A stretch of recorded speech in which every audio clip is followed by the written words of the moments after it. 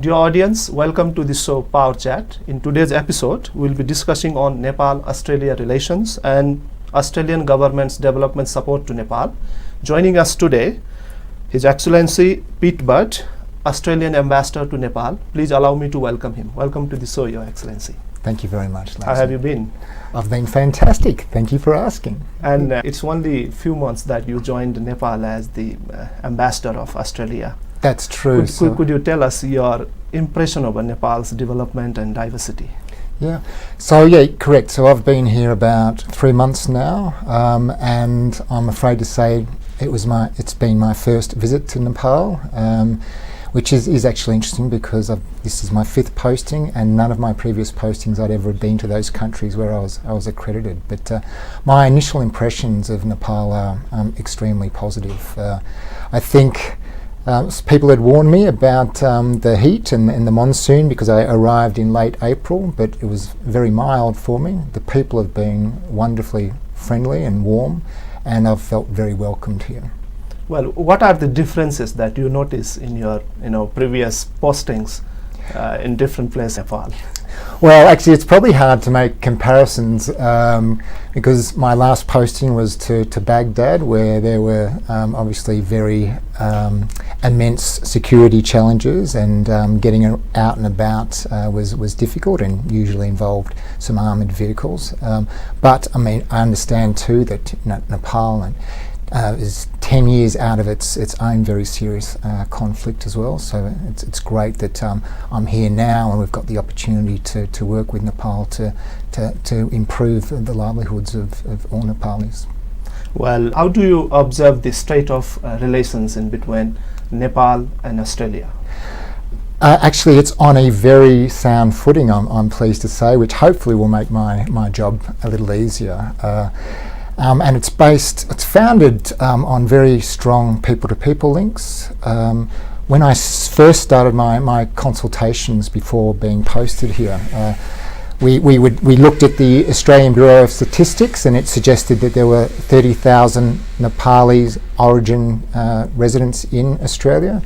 Then I talked to the Nepali diaspora, and they advised, well, no, it's between 70 and 100,000.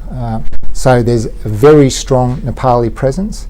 Anecdotally, Nepalis say that when they walk around Sydney or Melbourne, they can hear Nepali, and it makes them feel at home. And on top of that, we have 20,000 Nepali students studying in Australia. And we also have, there's 100,000 people moving back and forth between our two countries, including a substantial number of Australian tourists. Well, Your Excellency, it's really interesting to know that there is people-to-people relation in between two countries, and there are exchanges taking place.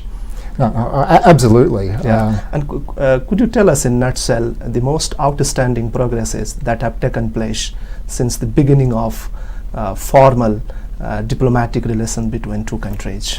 Well, I think actually those strong people-to-people links are probably amongst some of the most amazing, particularly in the last 5 years or so. It's been quite incredible the way that the people-to-people links have expanded, and obviously more recently we had the terrible earthquake in 2015, and we had the opportunity to support Nepal through that with our 38 million in assistance, both in terms of humanitarian relief, but also building back the livelihoods of Nepalis who were impacted by the earthquake, and also a rebuilding school program that we've instigated, where we've supported the reconstruction of 12 schools. I think beyond that too, with the large alumni diaspora that we have, Nepalis, we're now starting to see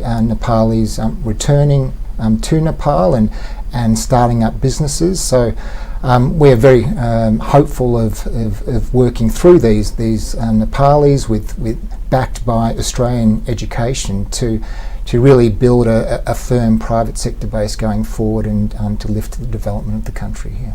Well, do you think that with these all changing phenomenon, including that of the natural disaster and political changes here in Nepal, what should be the priorities in the development sector, that of Nepal, that Australian government wishes to support with? Yeah, it's interesting you talk about the environmental challenges. I mean, that probably is a commonality between Australia and Nepal. Just natural disasters is you have earthquakes and floods, and we have floods and cyclones and bushfires. So there's a commonality, I think, between Australians and Nepalis, that resistance that you need to manage the difficult environment in which we both live. In terms of our areas of focus, our development program, there's probably three key areas that we're focusing on. One is expanding the economic opportunities for the poor, particularly women, through enterprise and job creation. Secondly, we've been supporting the government to improve its governance and its policy implementation. And the third key area of focus too is just promoting human development, particularly through access to quality basic education. And just for the information of your viewers, in terms of what does, for example, job creation look like. So we've been running now for about 9 years a micro-entrepreneur development program has actually secured 116,000 or established 116,000 micro-entrepreneurs, more than 70% of them women, and also from a diverse background, Dalits and others, to provide them opportunities to lift them out of poverty. And we will be looking over the next 12 months to see what we next do in that livelihood space. For example, I mean, can we build a bridge between the micro-entrepreneurs to build small and medium enterprises? On the support to the government in the governance and policy implementation, which obviously is key to delivering quality services to Nepalis. We're working with the Asia Foundation on subnational governance, on structures and processes to support Nepal in its transition to federalism. Well, Your Excellency, these are really interesting issues that can come into the development support in between two countries. How can the long-cherished relation between two countries, Australia and Nepal, be intensified? Well, I think we just need to work further together, increase our consultations. For example, just 2 weeks ago, we signed a memorandum of understanding with Nepal, which has provided a framework for regular consultations, and we can use those consultations to discuss a range of mutually issues of mutual interest. I mean, both sort of economic, broader strategic. We both share strong relations with China and India, and they're both important to both our countries' development, so they're conversations we can have. On the global issues of climate change, again, that's something we approach. And then sharing our experience in terms of water, energy, food security, issues that we've faced and continue to face. I think it would be fair to say that federalism, again, we come from a strong tradition of federalism. Our federalist system is 116 years old. You are only just starting. Yeah, Your Excellency, I will come back to you on federalism. And you raised really important issues that there are several issues that you signed with the government of Nepal, the Memorandum of Understanding. What are the Australian government's development priorities at the moment here in Nepal? In Nepal, it's as I said, it's so it'd be education is a key priority for us. It's governance. Actually, environment is a key element, given some of our experiences and our technical expertise. I mean, we face issues of climate change. We have issues over drought. We share with Nepal some of the issues in terms of keeping people on the land. We, like Nepal, have been struggling to keep farmers as an attractive profession. Farming and agriculture is an attractive profession. We've got a strong history there, so I think that is another area that we've been providing support through ACR, which is looking at how we can improve agricultural production, looking at animal husbandry, improving strains of crops so that we can improve the productivity for Nepali farmers, and also how we can introduce mechanisation again to improve productivity and perhaps to maybe stem some of that exodus from the farming sector so as to guarantee Nepal's food security going forward. Well, Your Excellency, in Nepal, many people criticize, the governing system as such. There is lack of good governance. Could you tell us experience from Australia? How can good governance be maintained in the countries like ours here in Nepal? Yeah, I think the first step for Nepal would be to get through the three tiers of election. I mean, Nepal has successfully held the first two phases of local government elections, and it's looking like the third phase will proceed, and then it's the matter of the provincial and federal. So that will be a key element, because I think particularly with local government, it provides an opportunity for improved accountability and improved linkages between the government and the community. I think there can be a tendency, and Australia's experienced this too, just a developing disconnect between the political classes and the communities that they're serving. So I think that local government certainly offers some opportunities to bring back that link and that level of accountability between government and Nepalis. And I think on the political front, again, there seems to be a level of instability. So this is me sitting here for 3 months, and I've seen 2 prime ministers and wholesale cabinet changes. I think there are risks that if there's too much change, then that can also impact on what are the risks in implementation of the constitution and federalism? Well, I think and how can they be tackled? Yeah, I think for Nepal, the key challenge will be, okay, you've elected local government representation, and they've got a whole swathe of responsibilities in terms of service delivery to their constituents, and a key will be that those responsibilities are backed by legislation, that those responsibilities are also backed by clear training and clear understanding of the newly elected representatives in terms of what their roles are and their responsibilities to their communities. Well, could you also tell us on the Australian government's development support in relations to its partnership and coordination with government or non-governmental institution here in Nepal? Yeah, so obviously our development program is worked out in close consultation with the government.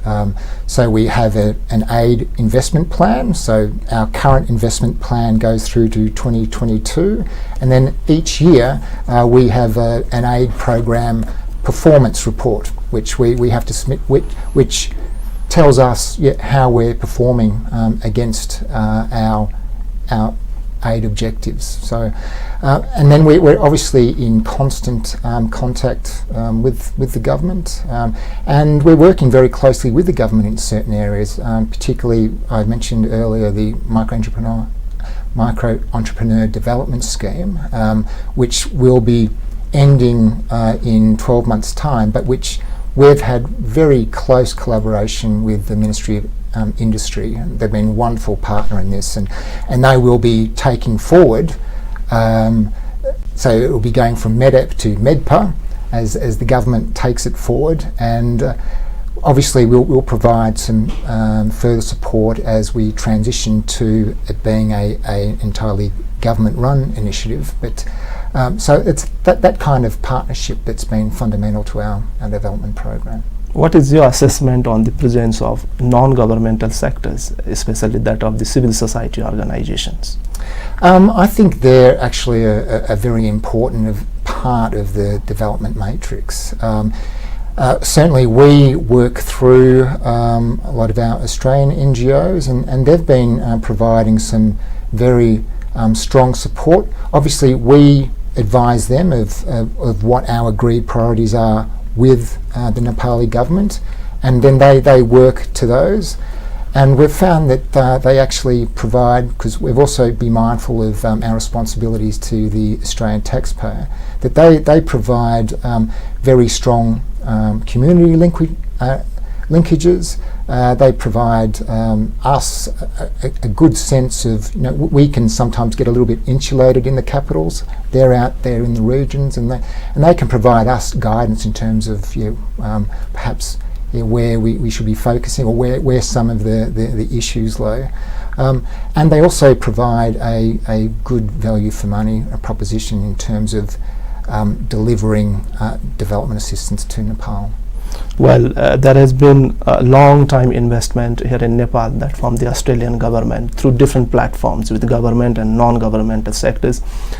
Your Excellency, how do you assess the impact of your work, Australian government's work here in Nepal? Well, as I said, we monitor and are constantly evaluating the outcomes against objectives of the aid program. So, as I said, we have this annual aid program performance report that we have to submit. Sometimes those measurements are quite easy, as with the micro-entrepreneur scheme, 116,000 new established entrepreneurs. It's a clear outcome from the program.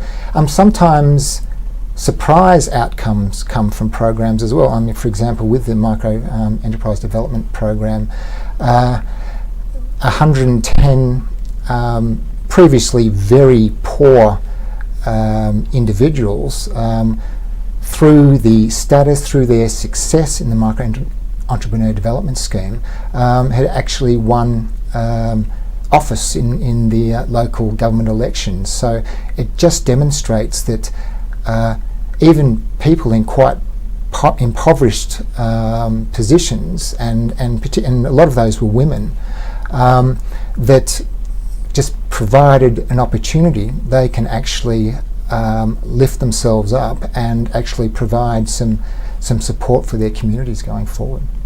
Well, often there is media criticism that the resources or investment from the development partners is sometimes misused. Do you have any mechanism at the embassy or your governmental level to check that the resources are best utilized by and reached out to the beneficiaries on time?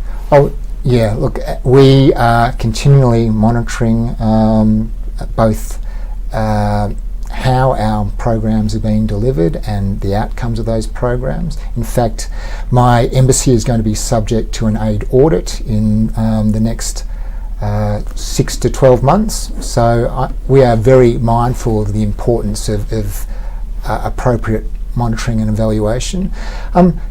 Sometimes, the government does engage us in conversations how they would prefer perhaps us to channel our funding through the government, and my response to that to date has been that the government's capacity to actually fully program its own budget to date has not been entirely successful.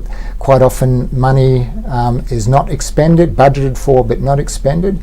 And when we can work with the government to support their implementation of their budgets and policies, then we can probably have further conversations on working through government processes. Your Excellency, you said that there are altogether 20,000 students studying in Australia in different streams. Yeah. Could you tell us what sort of programs the government of Australia here announces for students willing to study in Australia? Yeah, so there's probably two different tiers to that. So one is, the 20,000 students studying in Australia. That is not something that we've driven. It seems to have just evolved indigenously, and that may reflect the large Nepali diaspora. If you've got large communities in Australia, then that might provide some momentum in terms of being attractive for further Nepalis to go and study there.